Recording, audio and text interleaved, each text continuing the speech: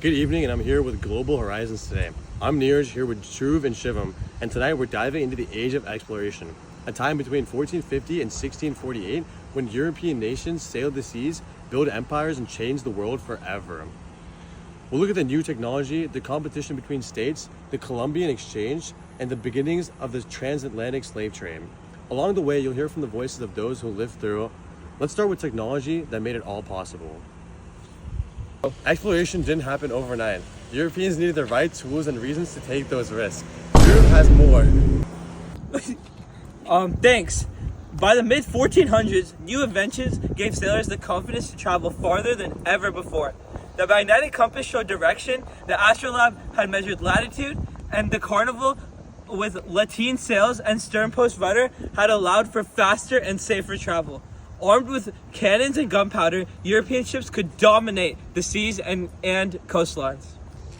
But tools weren't the only reason Europeans went exploring. They wanted direct access to gold, spices, and luxury goods to increase personal wealth and state power. Religion had also mattered. Spain and Portugal especially wanted to spread Christianity. Jesuit missionaries traveled to Asia and the Americas, often converting by persuasion or force.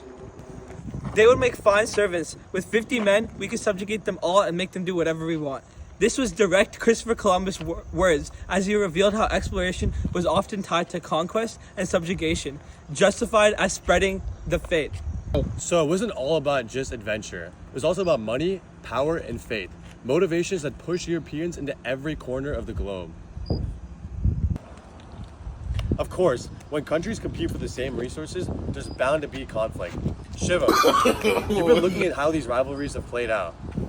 That's right. Once Spain and Portugal began expanding, other states quickly followed. Sometimes they worked things out peacefully. The Treaty of Tordesillas, 1494, divided the world between Spain and Portugal. The text declared all lands to the west belong to Castile, all to the east to Portugal. But often there were conflicts. The Dutch East Indian Company and the British East Indian Company challenged Iberian dominance. The Asiento system gave other nations right to supply enslaved Africans to Spanish colonies. Anglo-Spanish wars and the Dutch-Portuguese wars erupted over trade and territories. When da Gama reached India in 1498, he opened trade with Asia. A Portuguese chronicler wrote, "We came for Christians and spices. This quote sums up the dual motivation, faith and profit. So while exploration opened new opportunities, it also fueled rivalries that spread well beyond Europe. Exploration also connected the world in ways we've never seen before. Dhruv has a story of what we call the Columbian Exchange. Crops like potatoes, tomatoes, and corn traveled to Europe and helped feed growing populations. In return, the Americas received horses, pig, and cattle, which transformed farming and hunting. But Europeans also brought smallpox and measles, which devastated the indigenous peoples. One Spaniard, Bartolomé de las Casas, wrote, quote, "Such inhumanities and barbarism were committed in my sight as no age can parallel. My eyes have seen these acts so foreign to human nature that now I tremble as I write." End quote.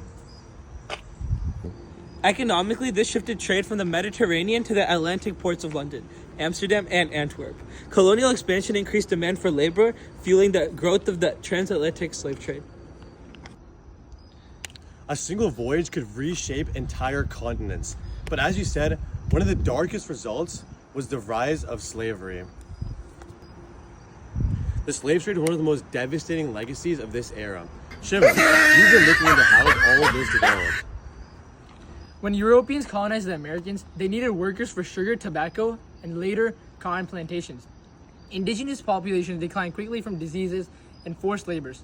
To fill the gap, Europeans turned to enslave Africans and creating the triangular trade. The Portuguese built forts along Africa's coast, but soon the British, Dutch, and the French joined in. Around 12 million Africans were taken. Oluwada Ekwano, a survivor of Middle Passage, later wrote, "The shrieks of the women and the groans of the dying rendered the whole a scene of horror and inconvenience." The Middle Passage was brutal, overcrowding, diseases, starvation, and abuse. Millions died before reaching the Americas. This system fueled European wealth but devastated African communities. A tragic chapter of history, but one that shows how interconnected the world became in this period, often at the cost of human lives.